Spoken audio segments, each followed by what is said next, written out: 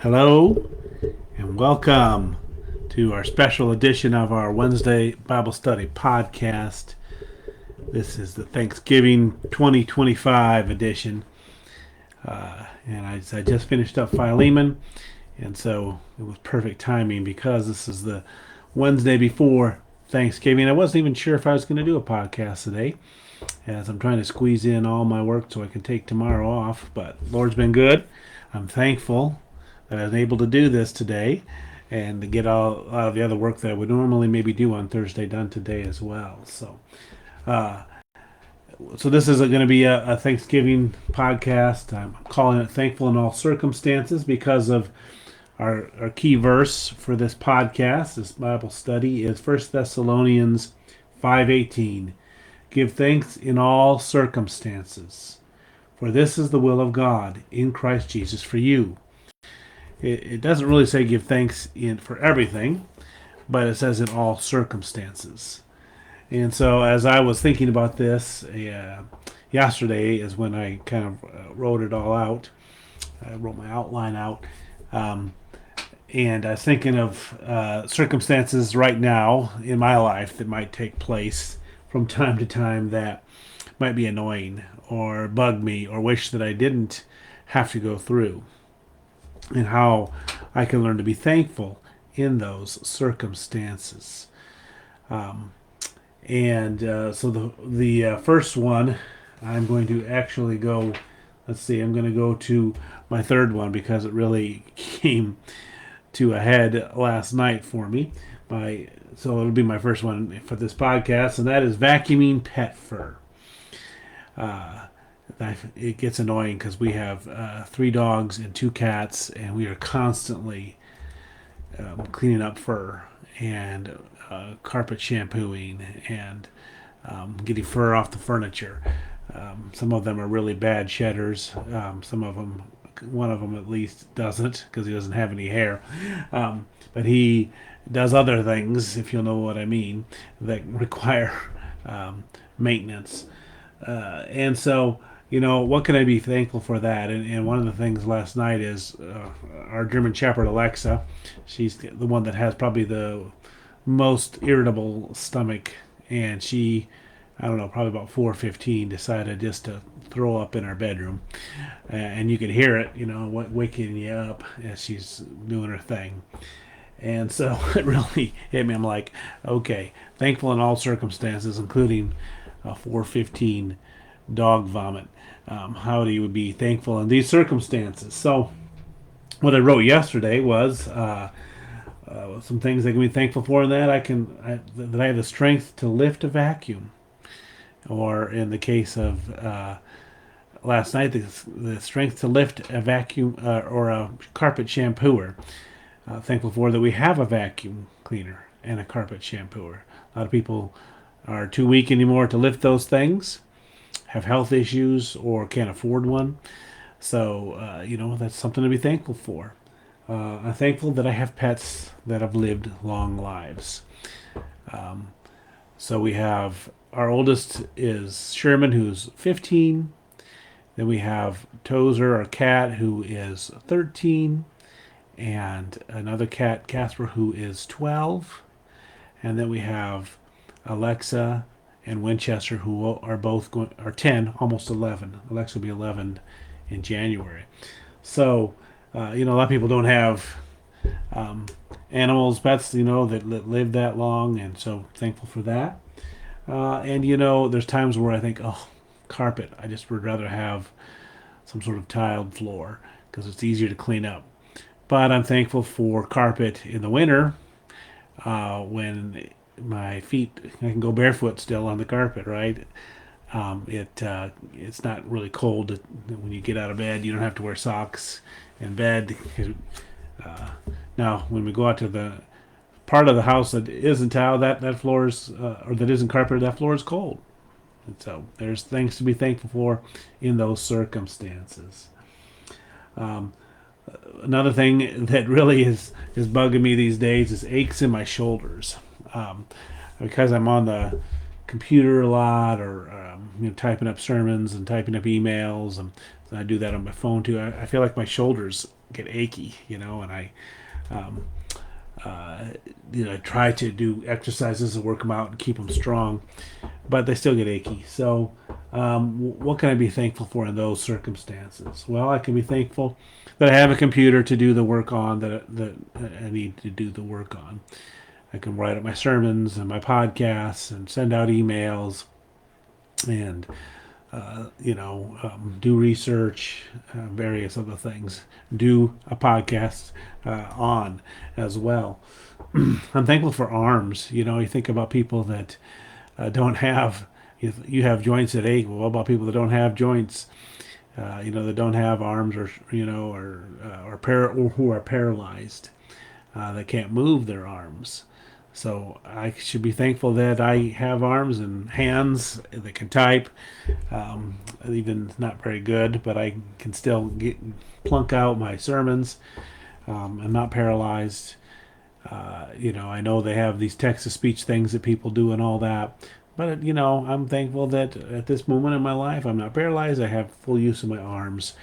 And even though they ache sometimes, that's, part of, I guess, getting older. It seems like whatever we do, whatever you use a lot, that's what begins to ache on you as you get older. And for whatever reason, my shoulders are what aches on me a lot.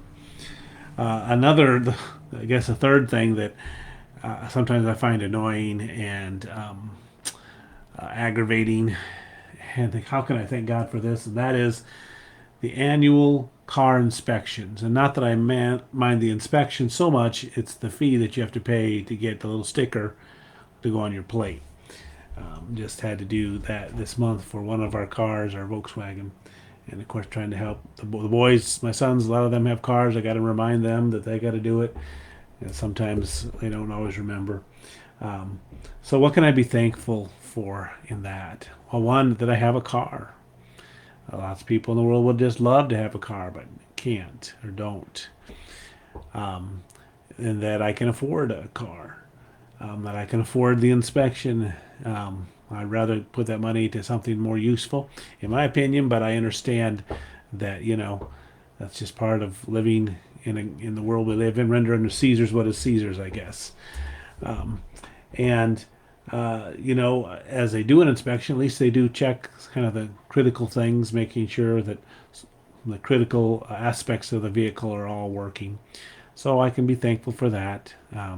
That's not saying my car's not going to break down the next year, but I think another thing I thought about being thankful for is that our current mechanic, doesn't is honest, I guess, I feel, and doesn't try to tell me I need to do something that probably I don't need to do. So there's things to be thankful for in those circumstances. Am I thankful that I have to pay the state a certain amount of money? Well, I don't know. That's hard to be thankful for. But I be thankful in those circumstances that what comes out of those things, and what they remind me of. Another thing that maybe sometimes annoys people. It probably annoys others more than me. I'll be honest with you. This one doesn't annoy me as much, but I know it does annoy some people. And that is a constant stream of texts that you get, like phone texts. And I hear a lot of people talk about that. So for me, it's kind of like a little bit part of my job, although it's not, obviously, not all texts are part of my job, but it's also a way that my family communicates with me. And so I'm thankful that loved ones can contact me. I'm thankful that I can do church work anywhere. If I'm not able to be here at the office, someone trying to get in touch with me, that they can still get in touch with me, that I have a phone that they can do that with. And another thing about constant texts and having these phones is, what, now if I get lost, I can have my phone help me so that I'm not lost anymore. I just was listening to somebody the other day talking about a time when they got lost, and they didn't have a phone. I think it was our Sunday school teacher, Billy Freeman. And there's a lot of hassles with the phone, but that's one good thing. It's pretty hard to get lost. I mean, you can go to some place where you don't have cell coverage, and then get lost for sure. But it's harder, let's just say, to get lost. There's been several times where an emergency has taken place at church, and no matter where I was, someone could get in touch with me about that emergency. Once again, family stays in touch, and we have a prayer chain where people can be reminded of prayer requests or be alerted to prayer requests via text. So there's certainly some things to be thankful for text messages. Now, I get a lot of junk texts, absolutely, but I get a lot of junk mail, and when we had landlines, we get a lot of junk phone calls. A few, the cell phone you can do some things to help weed that out, so that's good as well. But that's I guess part of living in a modern culture is we get all this spam stuff, whatever it might be. And I guess that's one of the great things about living in the ancient times. You didn't have spam stuff, but they had a lot of other headaches you had to deal with. So we all have these headaches we have to deal with. So you can be thankful for the fact that I'm getting spam texts, but I have an indoor plumbing. So we all, whatever era we live in, there's like, oh, yeah, it's great that I have this, but I wish I didn't have that.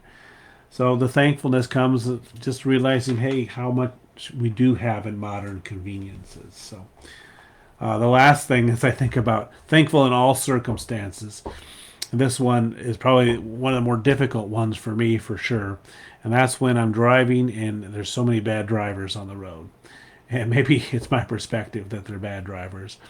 But, because we all have our idea of what we should be doing when we're driving. Like when someone pulls out in front of you and you're going on the road, and then they go 20 miles slower than the speed limit. That to me is a bad driver. Or when you're trying to go on the opposite end, you're going like 85 down the highway, and people are tailgating you and coming right up to you, blinking your lights. Well, that's annoying, right? So, what can I be thankful for in those circumstances? Well, I guess every time I make a trip, especially when it's been on the highway, I can be thankful I didn't have an accident, that I'm in one piece, and whoever's riding with me is in one piece. So no accidents today. Thank you, Lord. So that kind of drives me right into God's protection over us. How just thinking through the years of God, we're still here, and how many times do you drive? And every time you drive, you take your life into your hands, kind of, so to speak. It's something that could end your life. There's a lot of other things we do that could do the same thing. Walking could do the same thing, but the other thing that I think about that I can be thankful for when I think of bad drivers is I'm thankful that in America we have the freedom to move around and go places. They're talking about in the future, or certain countries are already talking about this 15-minute cities where you can't go more than 15 minutes past where your house is.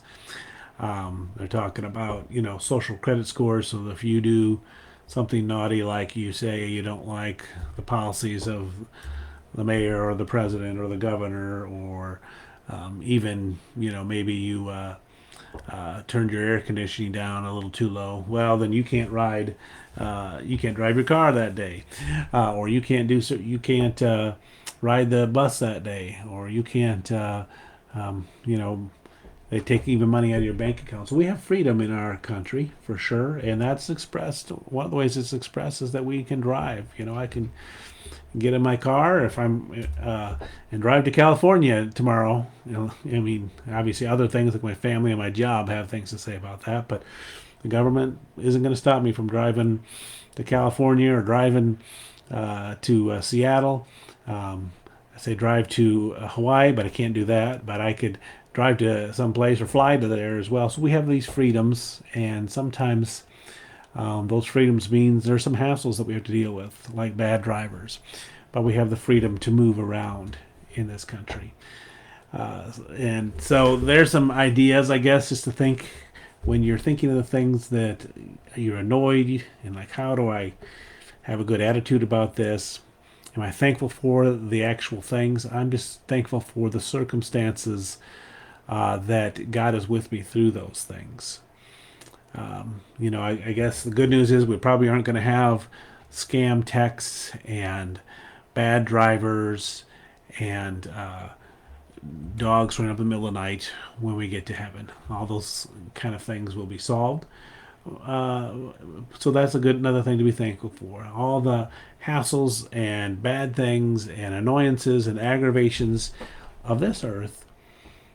Well, one day we won't have to deal with them. Until then, they're allowed to be in our lives to help us to grow, help us to be more heavenly minded, be more purposeful in our lives, to be more patient even.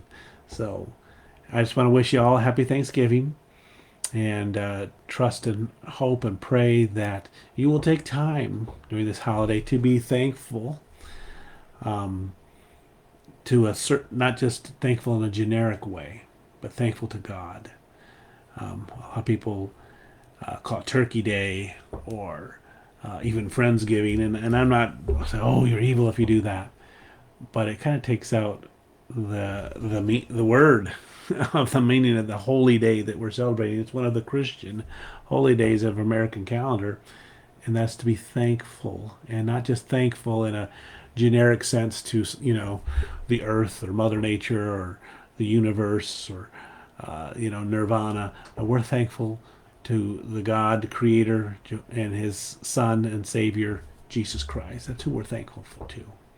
So take time to be thankful on Thanksgiving, and thankful today before Thanksgiving, and thankful the day after Thanksgiving, and thankful every day of your life.